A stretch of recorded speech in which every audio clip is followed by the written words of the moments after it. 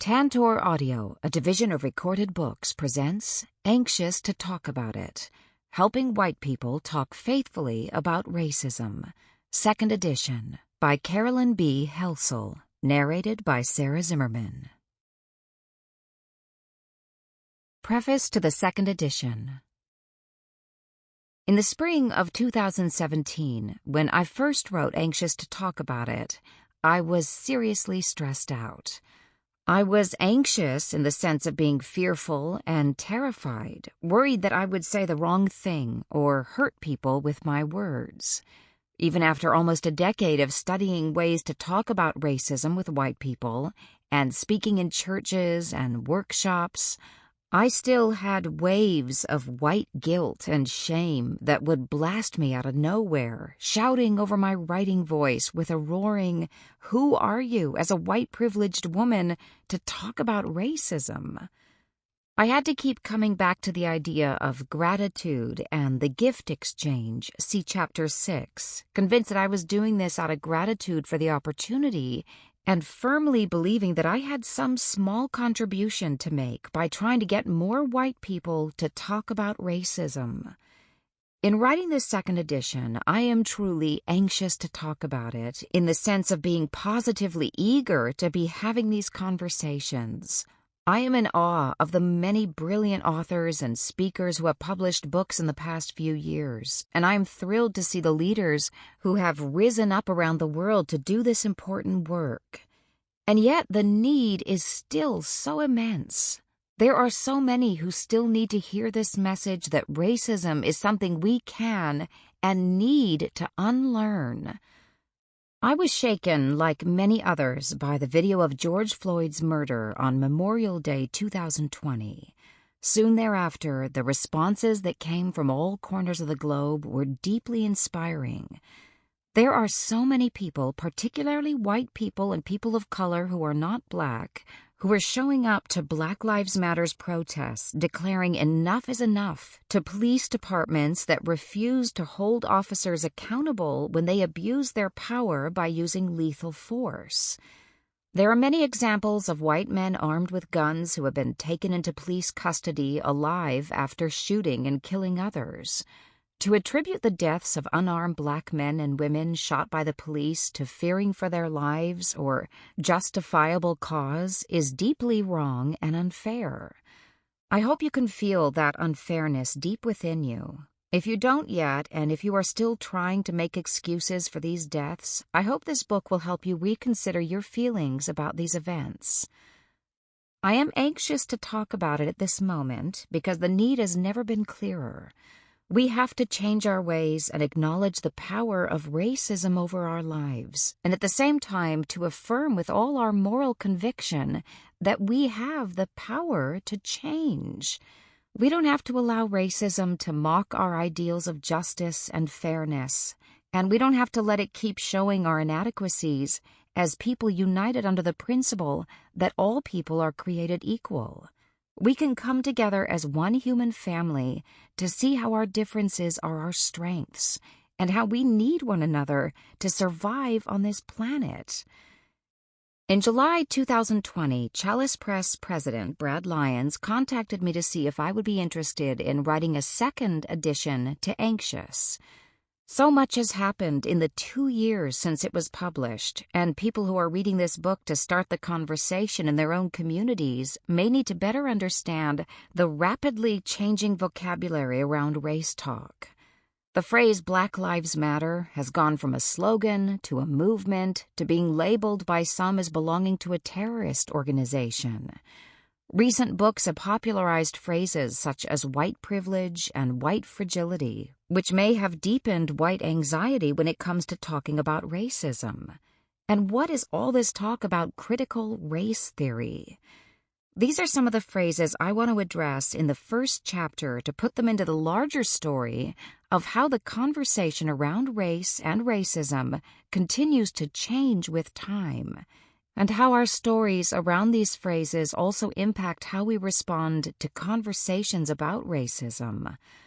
My goal is to help you as a reader better understand your own story around racism and to get you comfortable entering uncomfortable conversations. We cannot work against racism if we remain silent or stay in our places of comfort.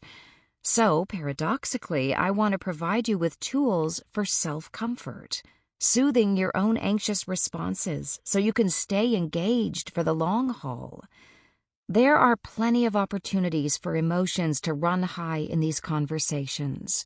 We need as many people as possible to be able to sit with emotions, their own and others, without shutting down or leaving the table. We all need to be in this together. I also wanted to say a word about why a white person is writing this book. I have a limited perspective because I have grown up white and have not experienced society's racialization as a person of color. But I have come to see the way my own liberation is tied to becoming an anti-racist white person, someone who is committed to challenging racism in its many forms. I am a professor of preaching with more than 12 years of experience talking about racism in churches and community spaces around the country. I have seen and heard the kind of liberation that deepening relationships and challenging racist structures can lead to when we engage in this work together.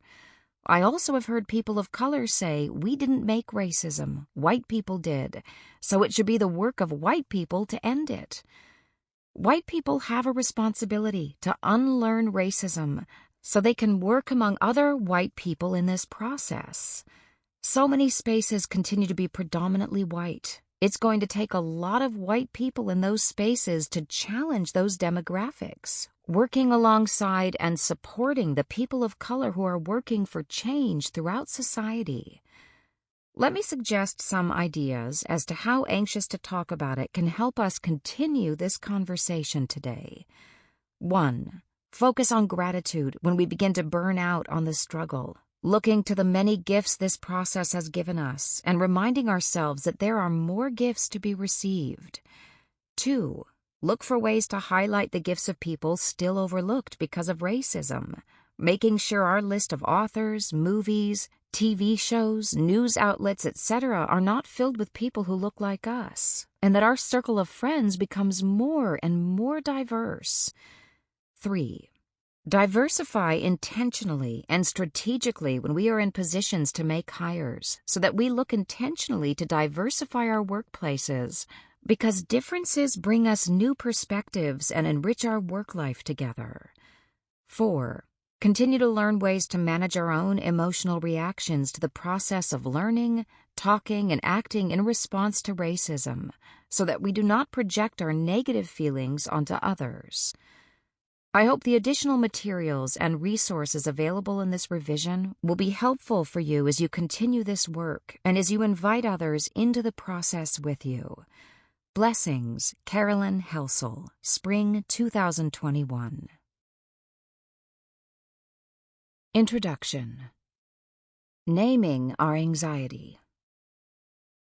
We need to talk about racism. But before we do, I want you to notice something. The anxiety that arises at the first mention of the word racism. That part of your brain that deals with fight or flight responses activates. Your hands start sweating, your heart begins to beat faster, and the room seems to get warmer all of a sudden. Your whole body says to you, this is not safe. This is not a topic I can talk about. How does your anxiety around this topic manifest? Do you feel your body tense? Do you pick at your nails or furrow your eyebrows? Do you feel your stomach turning? Maybe you're feeling overwhelmed by an urge to put this book down, to label it as fake news or liberal propaganda. How do these labels work to diffuse your anxiety? Let's sit together for a minute and see if we can work to better understand one another.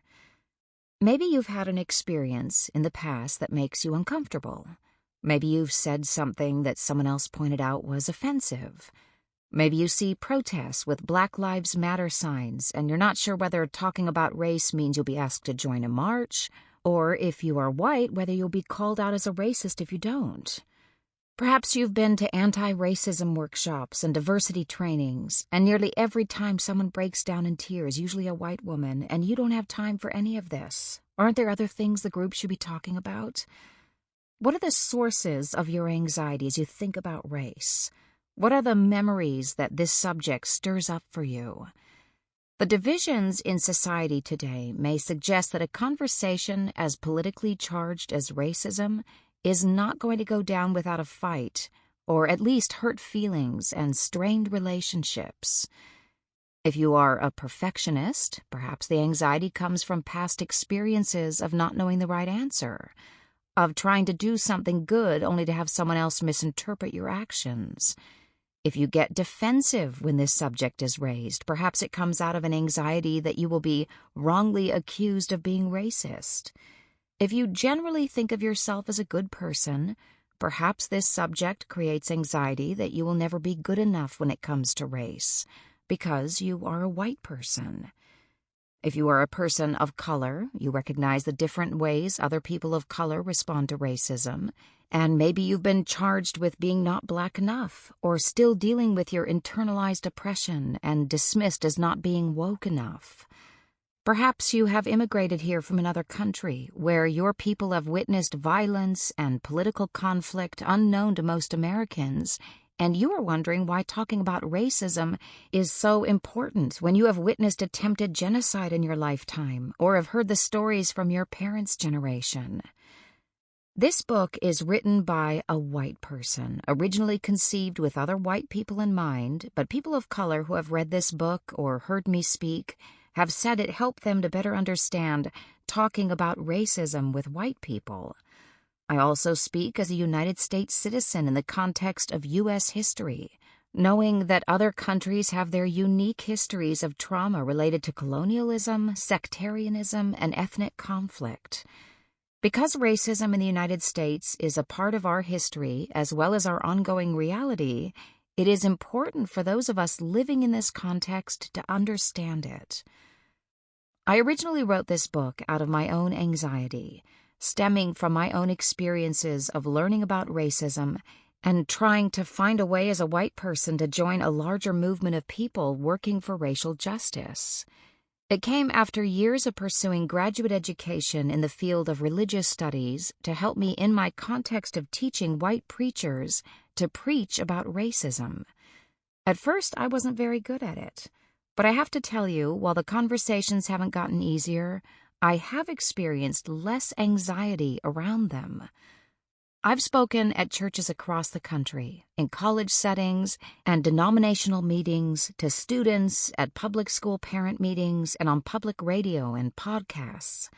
Since the first edition of this book, I have published 2 more books, Preaching About Racism, which goes deeper into how racism impacts our faith, and The ABCs of Diversity, helping kids and ourselves embrace our differences, a book I co-wrote with a black mom and professor of speech communication at Princeton Seminary. She and I wrote about our experiences of talking about our differences, including race, but also gender and religion, with our kids, as well as how to better manage our grown-up anxiety in conversations about our differences. My goal throughout these books and in my work as a professor of preaching is to help people have hard conversations, to move beyond our anxiety and to experience the good news that we can build relationships with one another across our differences. I want to encourage you, no matter what your level of anxiety is around talking about racism, that the movement toward greater racial justice needs people like you and me, people who may not consider ourselves radical or perfectly trained as experts, to speak out when we see racism operative in our society and in our lives, and to make a difference in the areas we can. Not everyone can drop everything and become a full-time activist. Not everyone can work full-time doing anti-racism work. However, everyone can learn how to talk about race and to stay in the conversation long enough that when the opportunity to act comes, we will know what to do. This is a book about helping us stay in this conversation, even amid the anxiety we may feel when talking about race. This is a book to help us talk about it with other people, whites and people of color. If we are to develop better relationships with one another across our divisions, we need to be able to talk about the racist experiences people of color have endured. We also need to recognize that sharing these experiences often comes at a great cost. It feels vulnerable and risky to share one's story because the other person may try to minimize the experience or say it's all in your head. If your personal anxiety is too great when someone shares experiences of racial discrimination with you, you may be tempted to defend the action or give another interpretation of the event rather than simply listen. Because of this, it is really important that you learn about your own anxiety and deepen your capacity to listen to the difficult stories people of color have to share. Becoming more comfortable with personal anxiety can also help us become more comfortable with the feelings of others. Connecting with one another through the sharing and bearing with one another in the midst of these feelings can go a long way in building trust. Because these conversations bring up so many feelings, it is tempting to avoid them, both the conversations and the feelings. And unfortunately, many of us still try to avoid the conversation, or at least deny that it is important to talk about racism. For those of us who are white, if our communities are mostly white, we can get away with not talking about how race impacts our lives or the lives of others. We may say to ourselves that we have too many problems of our own to worry about the problems others experience because of racial discrimination. We may tell ourselves racism is not an essential conversation and avoid talking about race until someone at our work or place of worship brings in somebody else to talk about it. Some of us may deny the very existence of racism in the 21st century. But I hope this time will be different. I hope you will read this book and by reading it experience a change in yourself, becoming more aware of your unique journey and not feel shamed for getting it wrong. I want you to feel as though I understand what you are going through and that we are going through it together. I want to walk with you so you can feel encouraged to continue on this journey wherever it may take you. If you have been part of this journey already and are worried about whether talking about the feelings of white people is against the principles of anti-racism, I explore this deeper toward the end of Chapter 1. I also offer this writing as a Christian, and my faith is one of the reasons why I feel compelled to write about race. When Jesus Christ came and lived among humanity, he was said to have broken down the dividing wall. See Ephesians chapter 2, verse 14. 2,000 years later, we are still trying to live into that world of greater unity. But the moments when I've experienced unity with others, when I have felt blessed by the gift of someone else sharing with me a bit of who they are, have been moments of grace unfolding. When I have heard people share their experiences of suffering, and they feel I am listening and honoring their truth, there is a sense of communion present in these spaces. I believe God is working in the midst of these challenging conversations, and it is a gift in which we have been invited to participate. So I write out of a deep sense of gratitude for what I believe God in Christ is already doing, and what I feel we have been allowed to join. I hope you will accompany me on this journey. For people who are not Christian, particularly people whose religious identity has made them a target of racism and bigotry, I hope you will feel welcomed in this conversation. Several of the spiritual practices I speak about in the 7th chapter draw from traditions outside Christianity, or share similarities with values held in common by multiple religions. For this work to be effective, it has to be ecumenical, drawing people from different religious backgrounds and no faith backgrounds to work together for justice. And to those of you who have experienced hate and bigotry from Christians because of your faith, I share in your justified skepticism of people who call themselves Christian yet perpetuate racism, and I recognize that you possibly are skeptical toward me as well. That is totally fair. I can only hope to live in ways that demonstrate my values and work to regain the trust that Christians like me have broken time and again. The title of the book includes the word faithfully because to talk about racism in the way I'm proposing requires a degree of faith.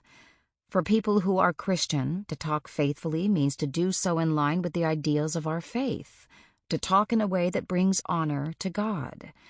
It also refers to the way that faith requires a leap of trust. To talk about racism by first acknowledging our own feelings requires that we allow ourselves to be vulnerable in tending to our emotions. I'm not even talking about sharing our feelings aloud with others. The experience of letting ourselves feel our own feelings requires vulnerability, breaking our habit of keeping it cool or looking professional, or the pressure to have it all together. It takes trust and faith to feel our feelings about race and racism and to see them for what they are, which may also make us uncomfortable. That discomfort makes us feel vulnerable and may make us want to halt the process. My hope is that this book will give you strength to sit with your discomfort more and more, and that you will see over time what I mean by talking faithfully about racism. What to expect.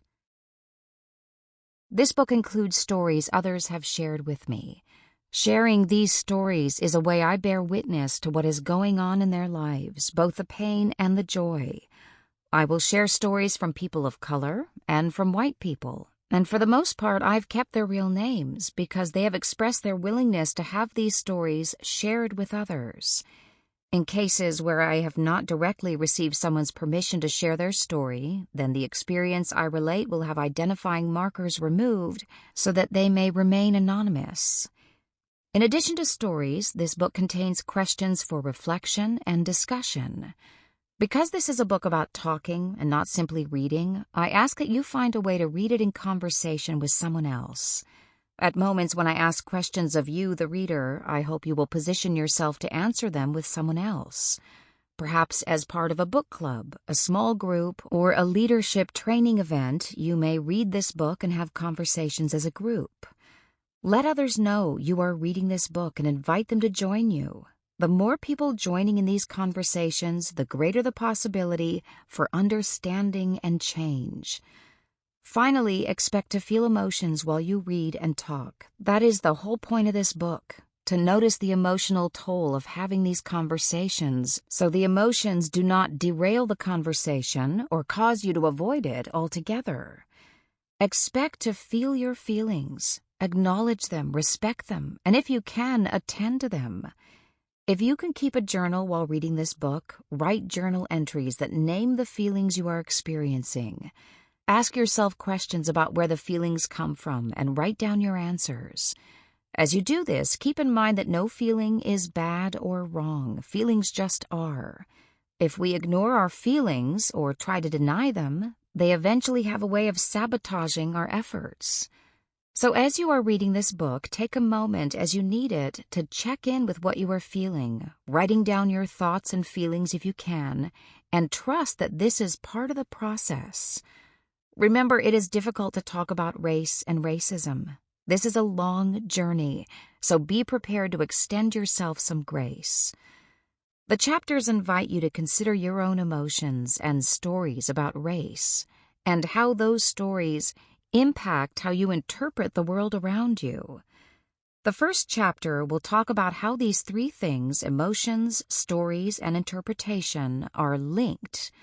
The next chapter focuses on the history of how we got to this place, looking at the role of both religion and politics in bringing us to our current situation. Chapter 3 looks at the feeling of being white and how white people are racialized in this country in different ways. Chapter 4 looks at racial identity development theory, a way of understanding the story of how white people come to see themselves as white in a positive and anti-racist way.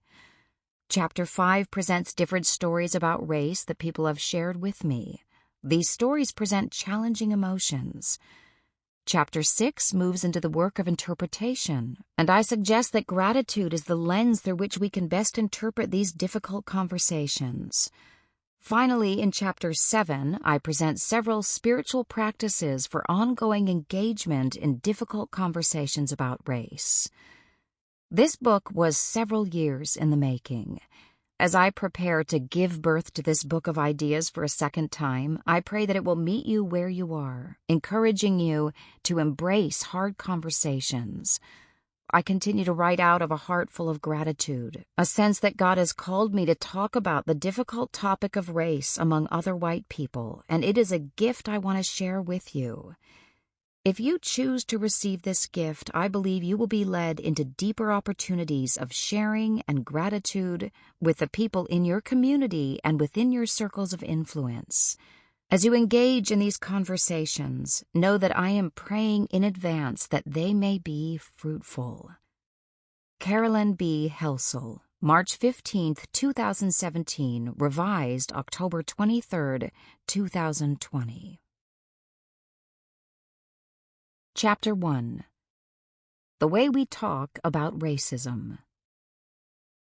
Anti-racist, melting pot, white privilege, post-racial, white supremacy, reverse racism, white fragility, colorblind, police brutality, Black Lives Matter, critical race theory, reparations for American descendants of slavery, ADOS.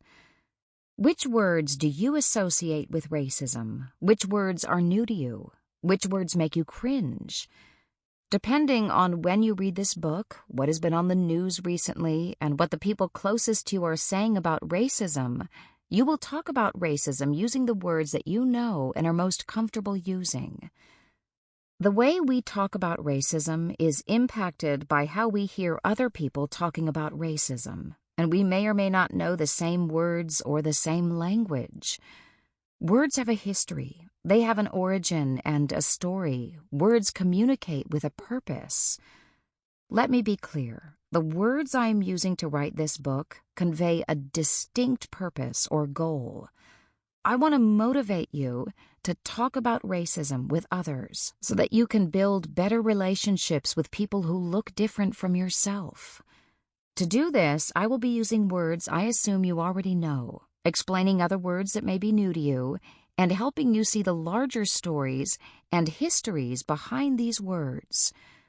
When I wrote this book in the spring of 2017, I had been speaking frequently with churches about racism, and in those conversations I heard the phrases melting pot, reverse racism, post-racial, and colorblind as ways some people explained to me why we no longer needed to talk about racism. So I tried to understand what was behind these words. When I would ask people about their rationale, I would often hear a story. Our stories about the words we use have a powerful staying effect. So, rather than simply telling people to use different words, I realized I needed to understand their stories behind their words. The words we use often connect with our personal stories, but they also connect to our larger social and political stories as well, the stories we tell about our country's history. In preparing a second edition of this book in 2020, I recognize that more white people are aware of other word associations, phrases that accompany discussions of race such as white supremacy, white privilege, or white fragility. Because of the political environment, critics of anti-racism have charged that these terms flow from an anti-American ideology called critical race theory, another term that may be new to you. During the summer of 2020, in response to the number of protests around the country and the world in the name of Black Lives Matter, opponents blamed this movement for riots and destruction of property. Black Lives Matter supporters, on the other hand, have highlighted the infiltration by far-right groups who join these protests to sow chaos and incite violence. While some organizations have posted large signs on their buildings or on social media indicating their support for Black Lives Matter, people who believe Black Lives Matter is an extremist anti-government group see these signs as problematic. In the midst of our challenging times, emotions run high, and the way we talk about events and the words we use seem to be charged with controversy. The words themselves become a part of the battleground. Because more of our communication is posted online with more potential viewers than our intended audience, the words we use become ways other people judge us. interpreting whether we are liberal or conservative, whether we are woke or racist.